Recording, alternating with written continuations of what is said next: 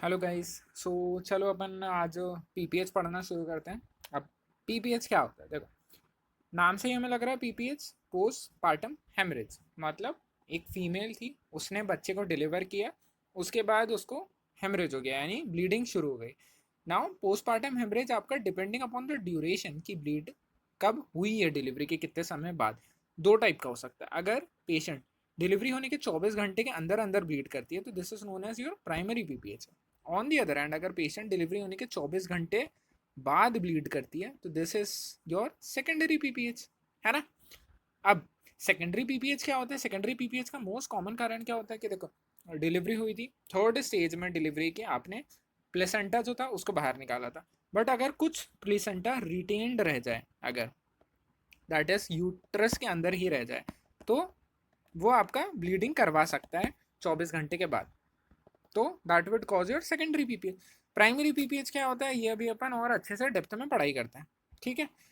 चल, तो अपन ने बेसिक डेफिनेशन एक समझ में आ गई, अपने को मोटा मोटा समझ में आ गया कि भैया जो फीमेल है डिलीवरी करवाने के बाद ब्लीड कर रही है, अगर 24 घंटे के अंदर तो प्राइमरी, 24 घंटे के बाद तो सेकेंडरी। सेकेंडरी का कारण आपने देख लिया, रिटेन प्लेसेंटा हो सकता है। अब प्राइमरी क्या कारण क्या होता है या जो भी है वो अपन आराम से डेप्थ में पढ़ते हैं। अब हेमरेज को अपन डिफाइन कर रहे हैं ऑन द बेसिस ऑफ कितनी ब्लीडिंग हुई, मतलब एक सर्टन अमाउंट आपको पता होना चाहिए ना कि वजाइनल डिलीवरी में इतनी ब्लीडिंग से ज़्यादा हो गई, नॉर्मल ब्लीडिंग थोड़ी बहुत तो होगी, उससे ज़्यादा अगर होती है तो that becomes your haemorrhage. 500 ml से ज़्यादा वजाइनल में और 1 लीटर से ज़्यादा ब्लीडिंग हो जाए एलएससीएस में तो ये आपका क्या बन जाती है, हेमरेज, ठीक है। तो अपन ने क्वांटिटी भी डिफाइन कर दी है ब्लड की, बहुत बढ़िया। चल, अब अपन पढ़ते हैं कि अब एक फीमेल है, रियल लाइफ सिनारियो, आपने बच्चा डिलीवर करवाया, उसके बाद जो फीमेल है अब वो ब्लीड करने लग गई, तो ऐसे ही सिचुएशन में क्या करेंगे। इमीडिएट स्टेप्स में आपको सबसे पहली बात तो कभी भी हीरो अकेले नहीं बनना है, सबसे पहले आप हेल्प बुलाओ, कॉल फॉर हेल्प, कभी भी अकेले हीरो नहीं बनना है, रिमेंबर, ठीक है।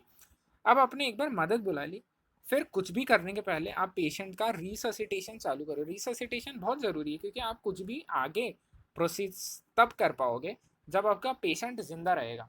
अगर ब्लड लॉस ऐसे ही उसका होता रहा तो पेशेंट मर जाएगा बीच में, तो रिससिटेट करो, आईवी लाइन चल लगाओ, रिंगर लैक्टेट एनएस शुरू कर सकते हैं, ऑक्सीजन दो पेशेंट को, और आप ब्लड अरेंज करवाओ क्योंकि ब्लड ट्रांसफ्यूजन करना पड़ेगा यार, पेशेंट ब्लीड कर रही है हेमरेज में, तो ये वाली चीज़ें करनी है अपने को रिससिटेशन वाले प्रोटोकॉल में, ठीक है। तो जब आपने ये सारी चीज़ें कर दी उसके बाद अपन क्या करेंगे, फिर अपन आगे का काम कर सकते हैं कि अब भैया हमारा पेशेंट थोड़ा बहुत ठीक ठाक है, हम आगे देख सकते हैं कि भैया कि पेशेंट को कैसे बचाएं, कैसे मैनेज करें। तो पेशेंट का अब्डोमेन आप पालपेट करो, ठीक है।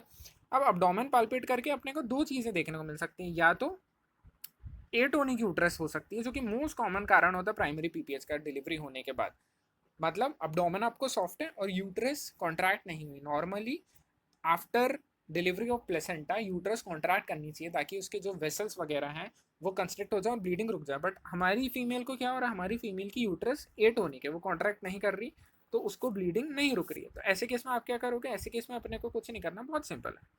सबसे पहले आप यूटेराइन मसाज दोगे। यूटेराइन मसाज कैसे देंगे, कुछ इस तरह से देना है कि अपना एक हाथ जो रहेगा वो पेशेंट के अब्डोमेन को कंप्रेस करेगा और नीचे से जो एक हाथ जाएगा वो उसकी यूटरस पे प्रेशर लगाएगा। क्योंकि ये आप दोनों हाथ से कर रहे हो तो it is known as bimanual uterine massage, ठीक है।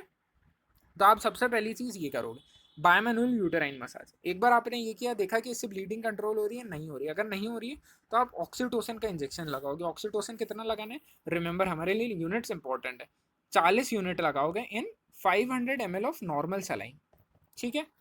ये हो गया।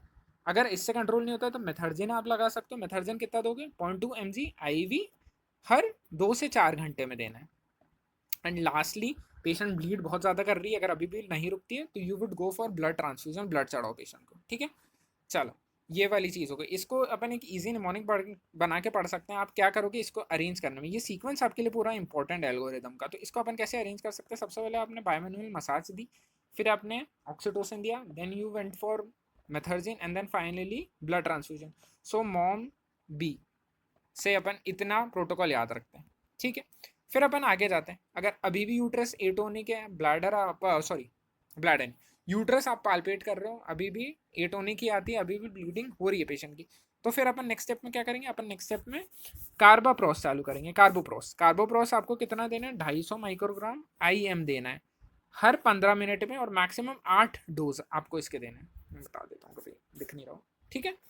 चलो, फिर उसके बाद आप क्या करोगे, मीजोप्रोस्टॉल चालू करोगे 800 माइक्रोग्राम पर रेक्टली। तो क्या किया, सी एम, तो मॉम डी सी एम आपकी ट्रिक बन गई। एंड देन लास्ट में अगर अभी भी ब्लीडिंग नहीं रुकती है, then you would go for TDS. अब टीडीएस क्या होता है, सबसे पहले आप टेम्पोनाड, टेम्पोनाड इज बेसिकली आप प्रेशर लगा के कंट्रोल करने की कोशिश करोगे। दो टाइप के आपके पास टेम्पोनाड है, जैसे आप बकरी बलून ये लगा सकते हो, और एक होता है कॉन्डम कैथेटर।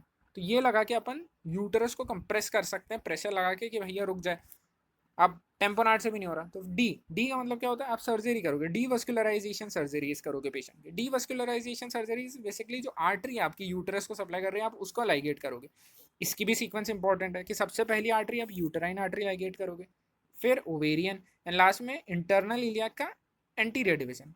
अब ये कैसे भैया याद रखें, बहुत सिंपल, आपको अगर आता हो AEIOU, ठीक है, तो AEIOU को आप बैकवर्ड्स पढ़ो। बैकवर्ड्स क्या हो गया, यूटराइन आर्टरी, ओवेरियन आर्टरी और इंटरनल इलिया का एंटीरियर डिवीजन आपने लाइगेट कर दिया, ठीक है। तो ये वाली चीज़ अपन ने पढ़ ली। फाइनली अगर आपका डीवस्कुलराइजेशन सर्जरी से भी नहीं वो ठीक हो रहा है, तो ultimately you have to go for hysterectomy, आपको पेशेंट की यूटरस निकालनी पड़ेगी। ये तो अपना प्रोटोकॉल हो गया कि अगर उसकी यूटरस एटोनिक थी, और एटोनिक यूटरस ही जो रहती है वो मोस्ट कॉमन कॉज है प्राइमरी पीपीएच होने का, ठीक है। बट अगर अपन ने यूटरस पाल्पेट करा और आपको यूटरस हार्ड और कॉन्ट्रैक्टेड दिख रही है, इसका मतलब क्या हो सकता है, ट्रोमैटिक पीपीएच।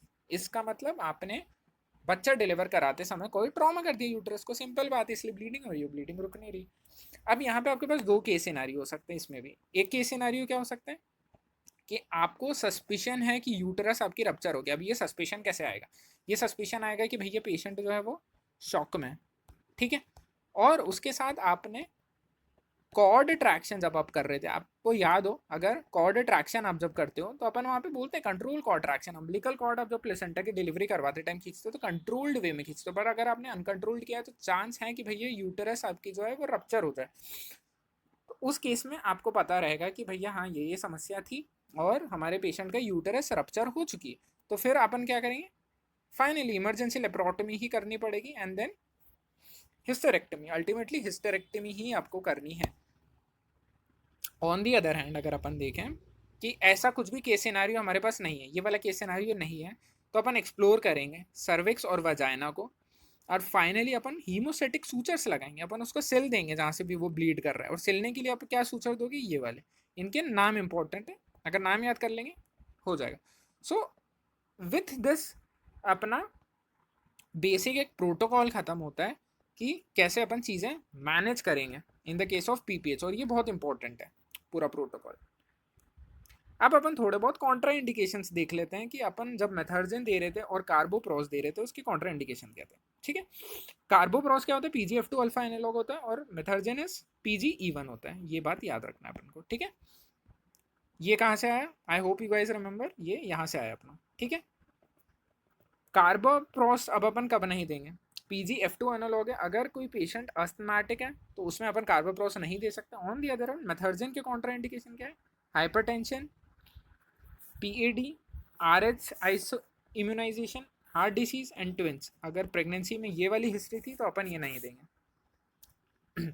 बस it was that simple, I hope समझ में आए हो, and just keep studying, thank you.